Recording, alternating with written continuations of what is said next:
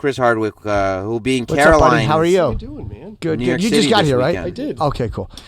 Are you? I don't even know. Are there tickets available? You're tonight, tomorrow, Saturday. You're at Comic-Con as well. Are there even tickets available? Sam is, by the way, on the screen. He's in Florida. Sam. Hey, Chris. Sam, how are you? What are you doing on the screen? I'm good. I'm in the closet, but they make me stay in there. I'm not allowed to share the room with you. I like your really cool sound foam in the back there. Yes. You know what it looks like? It looks like you're in the Matrix. It looks like you've been beamed into the Matrix, and that's your weird, like, neutral background. It really is.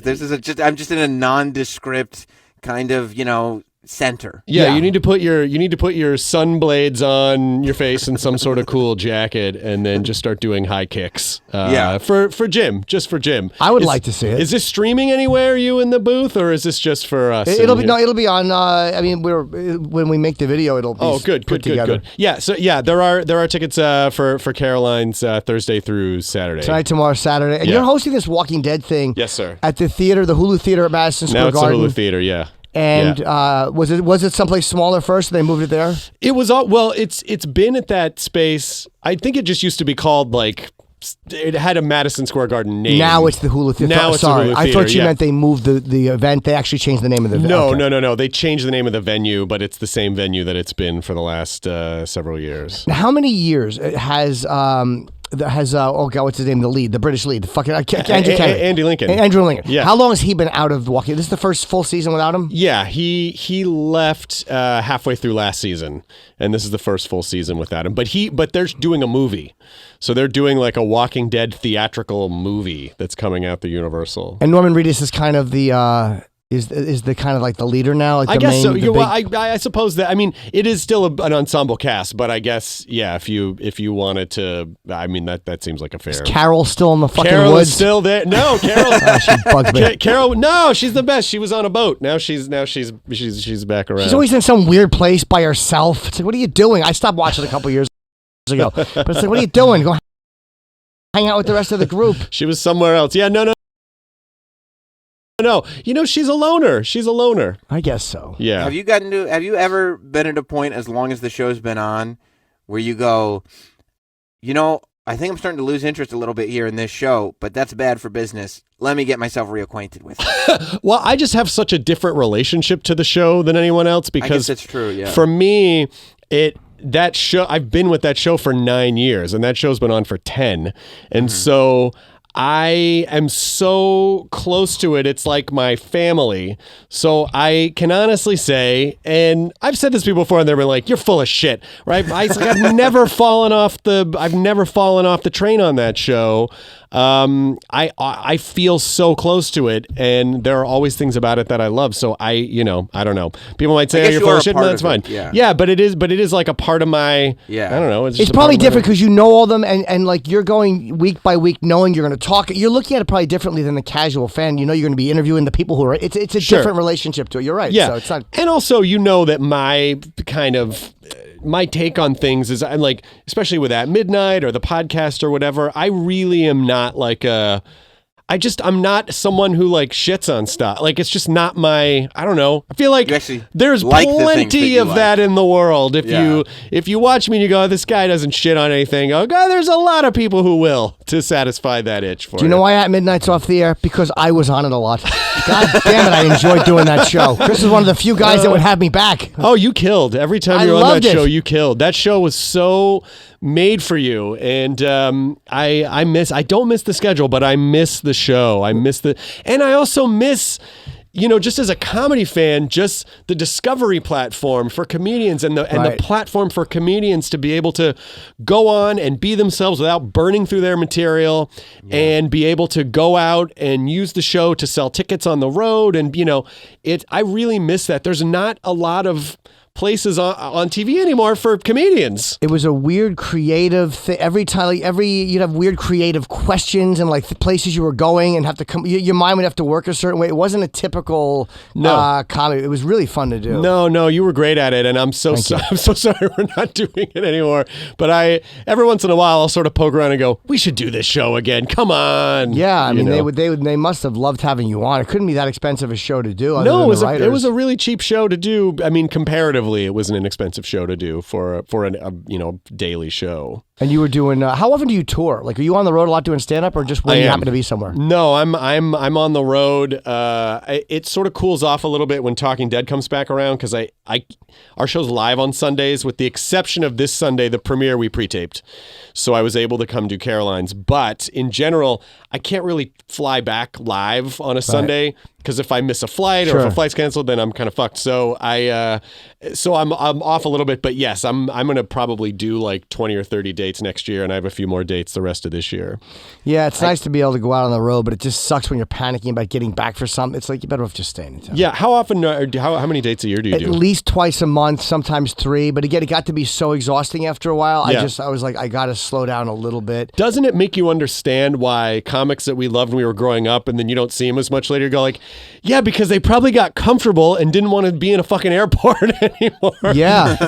And it was like, God, because when you're on stage is the best, but everything around that is like, I got to get on this plane. Oh man, this guy's coughing on me on the bar. I don't feel good. My throat's sore. I got it. When you're on stage is the best, but getting there and home sucks. Show's not sold out. You got to worry about fucking ticket counts. It's a nightmare. There is nothing more of a glaring, like, how am I doing in my career? Like ticket sales, just, it's like some shows are full and some shows aren't. And that's just kind of how it goes sometimes. You just have to get okay with it. Because, I mean, when you have a number like that, and you're getting that number every single weekend, you're not meant to have updates every single weekend with how you're doing. Like, it's got to be bad for your brain. Well, also, and the truth of the matter is, anyone who comes out to see you, it's like, if a show's not full, I don't get on stage and go, what the fuck? It's like, but these people did show up. And so I'm going to perform for them like there's 1,000, 2,000 people here because they came, But there is you're right. There's no sure way there's no lying in that. Like, there's no lying in your Tony. It's like when you go and there's a 500 seat room and there's 130 people. Yeah. There's this minus this equals me. I remember. That's who I am. Yeah, exactly. And because there are so few ways to really figure out how we're doing in this business. The metrics are right.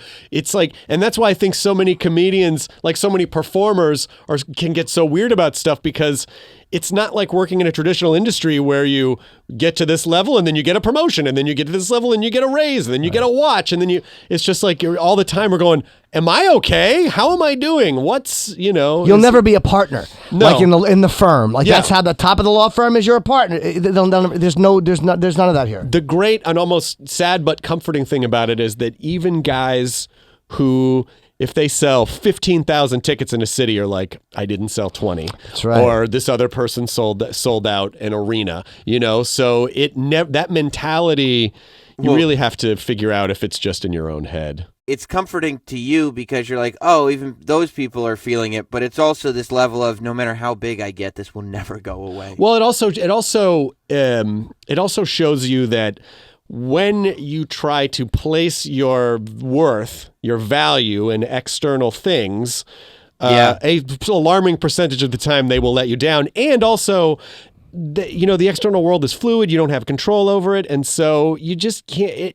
You'll just torture yourself. I mean, I did, like in 2009 or 10, I did a show at the Laughing Skull in Atlanta, which is like a 75 seat room. So you do 2 or 3 shows a night. I did that. Me and Nick DiPaolo did that together. It was really fun. But for like a second show, like on a Thursday or something, 2009 or 10, literally 10 people showed up.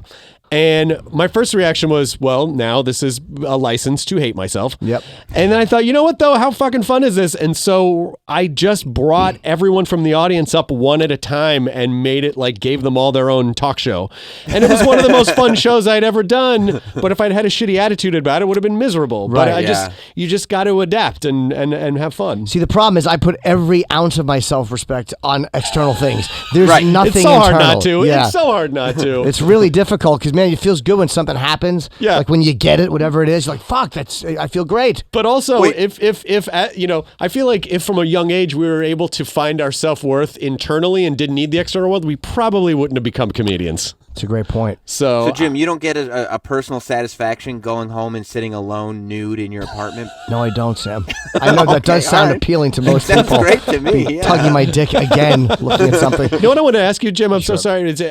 I got this great, I think it was from a Kickstarter, but I got this chessboard called Square Off or Square Up. And it basically is an app that's connected to a board, and the board has automated pieces. And so you can play against a computer, and the pieces move themselves. Oh. And also, if you have the app, I can play against you, and you'll have the physical board, and the pieces will move. And it's really, really fun. That's amazing. No, I have not heard of that, but that's something I would get because the tactile of actually holding chess pieces I haven't done in so long. Square Off. It's called Square Off. Oh, I will get that. And it's really fun. And yeah, of course you can play on your phone. You can play a chess program on your phone, your computer, but really play, being able to see the pieces move and manipulate them in real time is really fun. But it doesn't tell you where to move them. It actually moves them for you. Well, you move your piece and then the computer moves its piece. But if I'm playing you via the app, then the board will move as you move. So I will get to play you in a different city, but the pieces will move like we're sitting. So how does it take a piece off the board? You have to do it. Slides it off. So it'll slide it off the board to I can take a piece and put it off to the side, but it will also take a piece and move it off to the side. Wow, I really want to get that because that's the one thing I haven't done is I haven't physically held chess pieces. And again, I'm a very, very average player, but I still love. Yeah. I walk by the park all the time. I always look at those guys. Yeah. I don't know why I don't play. I know I'm gonna lose. Who gives a shit? I just don't do it. You know why? Because basically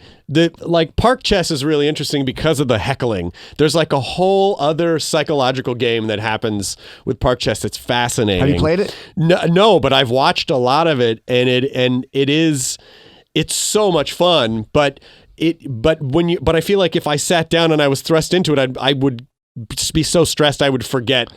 Well, I don't know which pieces to move, And they're all good players. They're amazing. All they do. That's all they do all day long. And it's a whole different lifestyle. Did you watch any? I don't watch it, but I did kind of follow the last championship that went down to the what do they call it at the end when they have the fucking sudden death almost. I don't know. Magnus Carlsen, he barely held on. Right. Did he not? Did someone not show up for something? Was there some kind of weird? Did he not play in something recently? I don't know. No, I don't know. Championship. Did he win? He won. Yeah, he's still champion. Yeah. I think Karjakin's the guy he played. Sergei Karjakin, his name is, I think. But yeah, they had to go to some sudden death thing, which I guess was really exciting. I wonder if, the idea of living in your own head too much of the time.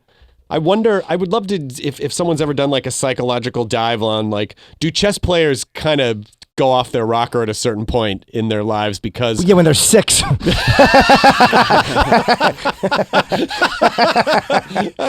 Just because you're so much in your head all the time, and is that... Even if you're brilliant, how healthy is that? Fischer ended up okay, right? He's one of the rare exceptions. Alexander Alekhine was a fucking lonely alcoholic. I think a lot of them do kind of collapse now that they become kind of celebrities.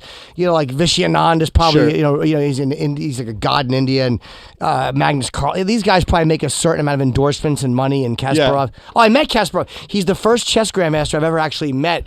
I went to my friend James Altucher, interviewed him. Oh, wow. And James is a very good chess player.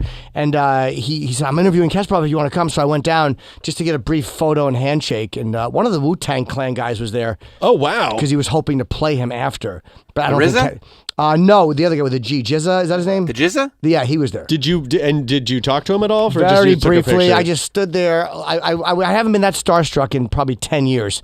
I just looked at him and shook his hand and took a quick photo. I didn't know what to say. Why don't you invite him on this show? Because I didn't want to be... You didn't want to poach. And James would probably try to help me if he could. Yeah. But I mean, he doesn't know who I am. And, hey, come on, Jim and Sam. He's one of the greatest chess players ever. He's like, I'd love to go on your... He might be flattered by it, though.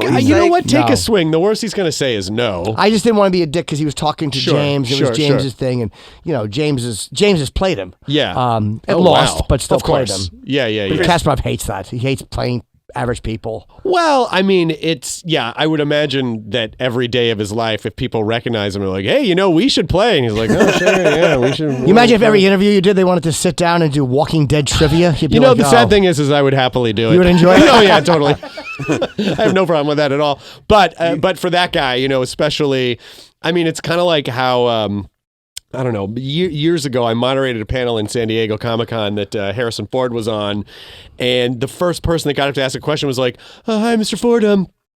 So what would Indiana Jones say if he met Han Solo?" And Harrison Ford just goes, hello, because then you're like, and at first I was like, he totally shot this guy down. I mean, he got a laugh when he said it. Course. But then I also think like people have been asking this question for 40 years almost. So of course, and it's a fairly terrible question. It's awful. I wanted the answer, but he gave a fair answer. That's an honest answer too. It's an honest answer. Yeah. You had Joaquin Phoenix on your podcast this week. Yeah, right? I did. Yeah. How did you like? Did you see Joker? I'm assuming I did. How'd I you really like liked it. I mean, it's dark, and there's no superhero element of it all. Like you sort of bring in. It's interesting because you are part of the story in that you bring in your knowledge and expectation and understanding of who the character is. But it's the fact that it is Joker is almost incidental to the story. You're just kind of watching a guy with mental health issues who's sort of let down by the system and let down by his family and let down by his friends. And, he just kind of spins out of control and then, of course, becomes the Joker. But there's no superhero element to it at all. And it's dark. But I think, I think Joaquin will probably get nominated. Yeah, I hear he's very good. I typically don't love him, but I mean, this one I really want to see because I guess everyone's talking about it. And I really liked him. I didn't know what to expect. And he was really funny and fun and he's a riffer. He likes to fucking do bits and stuff. And that really, you never know with people who are, considered really serious actors because you think they're going to be like, brooding. Yeah, brooding. Yeah. He was not that way at all. He was thoroughly pleasant. Do you know who I think I'd love to interview, Sam? If we could ever get him too, I would love to talk to Liam Neeson. He seems like I saw something he did with Gervais, and he was really funny. And I'm like, he seems like a fucking fun guy to talk to. There are some people. A couple topics I wouldn't bring up, but other than that, other than that, but I also think there's a lot of people who are serious actors that probably have a little bit of a comedy brain that don't ever get to express it, Right. And people kind of people always approach them like they're these super heavy actors and they probably want to have fun and dick around and make jokes and stuff, but just aren't really afforded the opportunity. What was Sid Haig like? He passed away last week, but you did House of a Thousand Corpses with him, obviously. He was a sweet guy. He was, I had a blast working with him. I would see him over the years at conventions or, at Rob Zombie's house, Sid would come by and he was just a sweet guy. Thank you for sticking that knife in Sam's stomach at Rob Zombie's house. He would love to be at Rob Zombie's house more than he'd love to be anywhere. And I'm glad for you it's a casual, happy thing that you do. Well, it is. I mean, Rob was one of the first.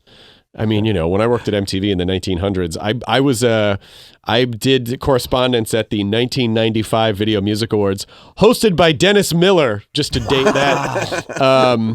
Babe, what am I on my Aristotle over here and poopa kappa dooba da. Do you think that it's amazing like that type of comic hosted, and now every comedian, that's a tough gig, man, hosting like the VMAs or any of those awards are very tough. Any award show is really tough, and it's because the audience, I was lucky enough to get to present at the Emmys a couple times, and what I realized on stage, because sometimes you'll see a joke on the show and you go, oh, that was really funny, and the audience didn't really give it up. Other times, the audience is right.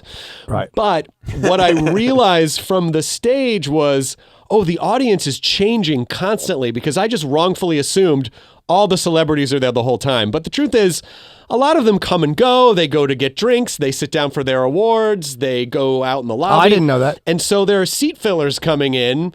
And so there's constantly people shifting around at commercial breaks. It's a melee. And people are like, sitting down. And then if a celebrity gets up to go to the bathroom or disappear for a bit, they'll put a seat filler in. So the audience is always in flux. And they're sort of looking around and they're distracted, and so it's not like the ideal audience for comedy, which you need to be focused on the stage and invested in kind of a, you need an audience to become sort of a unified organism. Right. And it's not a unified organism. It's a dynamic, constantly changing organism. That's a great way to look. I didn't know that. I've hosted a couple of award shows, but never on that level, and they were not great shows. I mean, they're tough award to do. shows are really hard because a lot of times, look, most people, I don't know if they want to be at an award show, and the alarming majority of the people are going to lose.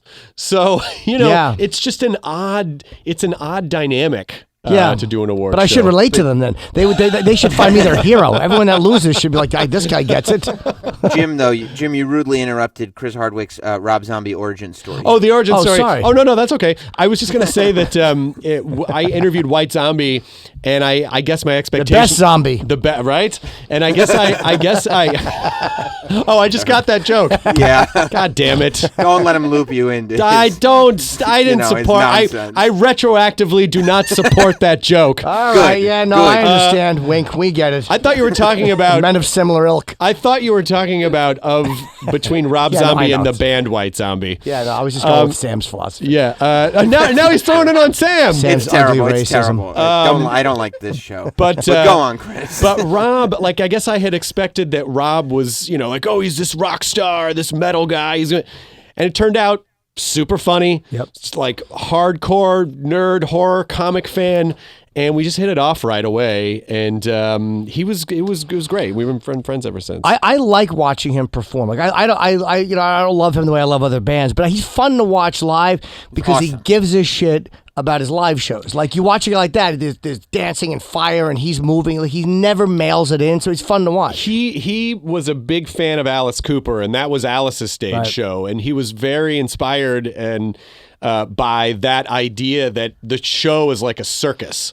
Because Rob, the thing that's fascinating about him is that it's not like Rob's music gets a ton of radio play, and yet he's playing to, he put up a picture from Kentucky the other night. There were 40,000 people there. Like his tour gets bigger every year because it's such a phenomenal stage show.